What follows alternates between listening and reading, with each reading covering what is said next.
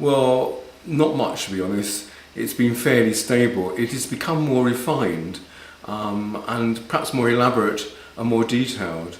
But most of the views have been fairly secure, I think, over time. A few topics have changed. I think first of all, the need to separate languages. The early editions tend to emphasise the importance of keeping languages separate, so both came secure. I think research has shown that that is not necessarily needed all the time, and it's quite okay for, in many situations, to mix languages because children do manage to separate their languages fairly easy. The second thing that has changed is research on babies in the womb who have bilingual input even at that stage.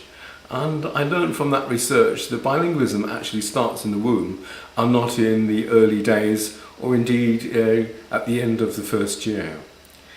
The third thing that's changed, I think, is awareness that teenagers can be very challenging, that it's not always easy to bring up children bilingually, and during the teenage years there are often many challenges that are made, and children don't always do as their parents want or expect, and therefore languages have a life of their own, and that children themselves decide in the end which direction they want to go.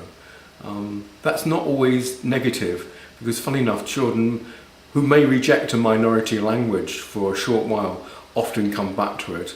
And the number of people who I've met, particularly in parents' classes, who said they are so grateful for their parents bringing them up bilingually. They didn't always realise it in their childhood or their teenage years, but later on they realised what an incredible gift it is.